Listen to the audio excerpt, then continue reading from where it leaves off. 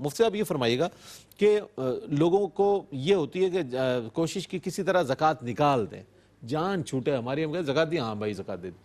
مصارف زکوٰۃ کے حوالے سے کوئی معرفت نہیں ہوتی، اور مصارف زکوٰۃ، اور لوگ ہوتا یہ ہے کہ دنیا بھر سے ڈونیشن اکٹھا کر لیتے ہیں، اور سڑکوں اوپر جو ہے ہم یہ دیکھتے ہیں شتر مرغ کے قورمے بنائے جاتے ہیں اور بڑے فخری انداز میں کھلائے جاتے ہیں۔ انہیں نہیں معلوم ہوتا زکوٰۃ کے مصارف کیا ہے، انہیں نہیں معلوم ہوتا نفلی صدقات کیا ہے، انہیں نہیں معلوم ہوتا کہ یہ پیسہ کہاں اور کس انداز میں خرچ کیا جانا ہے۔ مفتی صاحب رہنمائی فرمائیے گا۔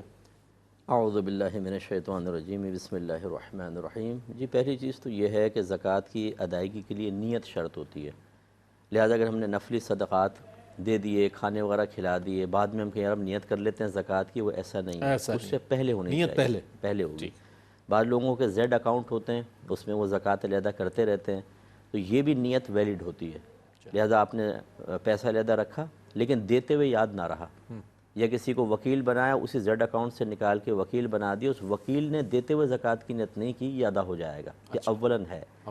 ہاں اسی طریقے سے اگر آپ نے کسی شرعی فقیر کو دے دی ہے اور ابھی آپ کو یقین ہے کہ مال اس کی ملکیت میں موجود ہے، اور ابھی آپ نیت کر لیں تو وہ مال زکوٰۃ بن جائے گا، یعنی زکوٰۃ کی ادائیگی ہو جائے گی۔ تو بعض اوقات ہم دے کے بولتے ہیں اوہ یار یہ کیا ہو گیا، نیت کر لیتا تو اچھا تھا، تو وہ اگر اس کے ہاتھ میں ہے، آپ کو پتہ ہے کہ قبضے میں ہے، اندازہ گمان تو آپ کر لیں، ہو جائے گا۔ ایک تو یہ چیز ضروری ہے۔ دوسرا، اس میں زکوٰۃ کی درست ادائیگی کے لیے شرط ہوتا ہے کہ آپ کسی کو مالک بنائیں، ٹھیک، اور وہ بھی شرعی فقیر ہونا چاہیے، ٹھیک ہے نا۔ شرعی فقیر اسے کہتے ہیں کہ جس کے پاس 7.5 تولہ سونا نہ ہو، 52.5 تولہ چاندی نہ ہو۔ 52.5 تولہ چاندی آج کل جو ہے وہ تقریباً 1,24,000 25,000 ایسا آ رہی ہے، اور اتنا کیش نہ ہو جو 52.5 تولہ چاندی کے برابر ہو، اتنا مال تجارت نہ ہو جو اس تک پہنچ جائے، اور اسی طریقے سے ضروریات زندگی سے زائد اس کے پاس اتنا سامان نہ ہو کہ اگر اس کی ہم مالیت لگائیں تو 52.5 تولہ چاندی تک پہنچ جائے، یا اگر یہ چیزیں ہیں تو اس پہ قرض اتنا ہو کہ اگر وہ قرض ادا کر دے تو پھر یہ نصاب باقی نہ رہے، وہ ہوتا ہے شرعی فقیر۔ تو یہ وہ والے فقراء مراد نہیں جو فٹ پاتھ پہ کھڑے ہوتے ہیں، یہ شرعی فقیر۔ تو ایک تو شرعی فقیر ہونا چاہیے جو شرعی فقیر بھی ہو اور غیر سید ہو، ہاشمی نہیں ہونا چاہیے، اور اسی طرح جن کی نسل سے آپ ہیں وہ نہ ہوں، ماں باپ دادا دادی نانا نانی جو آپ کی نسل سے ہیں وہ نہ ہوں، بیٹا بیٹی پوتا پوتی نواسا نواسی، ایسی شوہر بیوی کو بیوی شوہر کو نہیں دے سکتا، تو بس یہ نہ ہو تو پھر آپ دے سکتے ہیں، ٹھیک ہے نا، پھر آپ بالکل ادا کر سکتے ہیں۔ اور اس میں جیسے بتایا مالک بنانا شرط ہے، مباح کرنا سے نہیں ہوگی۔ مباح کرنے کا مطلب کیا ہے؟ کسی چیز کے استعمال کی اجازت دے دینا بغیر مالک بنائے۔ جیسے مہمان گھر میں آتے ہیں، ہم کہتے ہیں جی کھائیے، شروع کیجئے، اگر وہ ایک ران اٹھا کے اپنی تھیلی میں ڈال لے تو ہم کہیں گے یہ کیا کر رہے ہو بھائی؟ اس کا مطلب ہے مباح کیا، مالک نہیں بنایا، یہ ڈالی کیسے آپ نے؟ تو اس کا مطلب یہ ہوا کہ یہ جو اگر ہم کھانا کھلا دیں شتر مرغ کا جیسے آپ نے بتایا، سب کو بٹھا کے کھلا دیں اور مالک نہیں بنایا، زکوٰۃ ادا نہیں ہوگی۔ ہاں اگر آپ پیکٹس بنا کر دے دیں، یہ آپ کا ہوا، کھاؤ، گھر لے کے جاؤ، کچھ بھی کرو، آپ مالک اب ادا ہو جائے گی۔ اور یہ چونکہ اسی سے ظاہر ہوتا ہے کہ کیش میں ہی زکوٰۃ دینا کوئی لازم نہیں ہے، میڈیسن کی شکل میں بھی دے سکتے ہیں آپ، بالکل۔ آپ جیسے کوئی کسی کو بچی کی شادی ہو رہی ہے، آپ ایک فریج خرید کر بچی کو اس کا مالک بنائیں، ہو شرعی فقیرہ وہ، تو یہ زکوٰۃ ادا ہو جائے گی اس میں۔ اسی طرح کپڑے پہنا دیتے ہیں آپ، یہ کھانا بھی آپ پیکٹس میں کر کے دیتے چلے جائیں، یا راشن آپ جیسے بھیج رہے ہیں KGN کے تحت، تو آپ نے زکوٰۃ کے پیسے سے کر کے انفارم کر دیں کہ بھئی یہ زکوٰۃ کا پیسہ ہے، اس سے جو آپ کھانا لیں تو وہ زکوٰۃ کا ذرا کر کے اسی شخص کو دیں کہ جو اس کا مستحق ہے، تو پھر وہ اس تک پہنچے گی اور یوں زکوٰۃ ادا ہوگی۔ پھر بہت اچھی بات ہے۔ اچھا مفتی صاحب، یہ اور بات میں یہ آپ سے پوچھنا چاہوں گا، وقت بہت کم رہ گیا، کہ اس حوالے سے ہماری کیا ذمہ داری بنتی ہے کہ کس طرح لوگوں، اگر کوئی یہاں تک نہیں پہنچتا تو کس انداز میں مستحق کو جانچا جائے کہ واقعتاً ہی مستحق ہے؟ یہ دو باتیں یہاں پر پروفیشنلز بہت آ جاتے ہیں۔ جی میں سمجھ گیا، بالکل۔ پہلی بات تو یہ ہے ذمہ داری کے لحاظ سے کہ اللہ تعالیٰ نے فرمایا ثم لتسألن یومئذ عن النعیم، تم سے برود قیامت ضرور نعمتوں کے بارے میں کویسچن ہوگا۔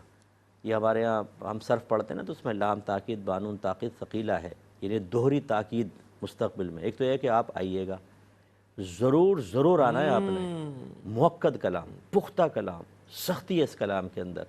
اس کا مطلب ہے کہ اللہ نے ہمیں نعمتیں دیں تو ہم یہ چاہیں کہ میری ایک انفرادی حیثیت قائم ہو جائے پورے خاندان کے اندر، کوئی میرے برابر نہ آئے، اور دوسرا محتاج ہی نظر آئے، کیوں اس کو دوں کہ اس کی محتاجی ختم ہو۔ اس میں پھر یہ خرابی ہوتی ہے، جا کے بھڑکے مارنا۔ آج تو افطار میں بہو نے 8 ڈشیں بنائی ہیں، اور دی کتنی ڈش ہے اس کو؟ وہ پرانی باسی دال تھی وہ نکال کے دے دی 1 پلیٹ. تو بھئی ان 8 میں سے ان کو بھی تو دیتے نا. یہ بڑا مسئلہ ہے کہ اللہ نے اگر نعمت دی ہے اور ہم نے بخل سے کام لیا، پھر تیار رہیے میدان معاشر میں کویسچن ہوگا. ایک چیز تو یہ ہے. دوسرا آپ نے کون سے کیا فرمایا تھا؟ میں نے عرض کیا تھا کہ اگر کوئی انڈیویجول کسی کو دینا چاہتا ہے اور اس کی اتنی استطاعت نہیں ہاں ہے، نہیں کیسے پہچانیں کیسے گے؟ پہچانیں؟ سوری جی. آپ نے فرمایا. اچھا اس میں جو ہوتا ہے نا، ایک تو ہوتا ہے اسی لیے زکوٰۃ جو کہ شرعی فقیر کو دی جاتی ہے، ہم نے عرض کیا، تو پہلے سے آپ تحقیق کر کے رکھیں. تحقیق کر کر سب سے پہلے رشتہ داروں میں دیکھیں کون سفید پوش قسم کا ہے جو شرعی فقیر بھی ہو. وہ نہیں ہے تو محلے کے اندر دیکھیں. یا اگر دونوں جگہ ہیں تو پھر اس طرح ڈیوائیڈ کریں، اس کو بھی مل جائے تو اس کو بھی مل جائے. اور اگر نہیں ہے تو پھر اور باہر دیکھیں. جیسے باہر کے ملکوں میں بہت سارے ایسے ہوتے ہیں کہ رشتہ دار بھی قریب نہیں ہیں اور کوئی ایسے اہل محلہ بھی نہیں ہے، تو یہاں بھیج دیں پھر وہ. لیکن جس کو وکیل بنائے وہ قابل اعتماد ہونا چاہیے. اس میں بھی میں ایک سجیشن مشورہ دے دیتا ہوں. بعض لوگ کہتے ہیں جی ہم اپنے زکوٰۃ یہاں بھیج دیتے ہیں، امی ڈسٹریبیوٹ کرتی ہیں سب. ایسا اچھی بات ہے، چلے والدہ کو آپ سعادت بخش رہے ہیں، لیکن والدہ سے دائرہ میں رہ کے ایک دفعہ پوچھ لیجئے گا کہ کیا والدہ کو زکوٰۃ کی تقسیم کے مسائل معلوم ہیں؟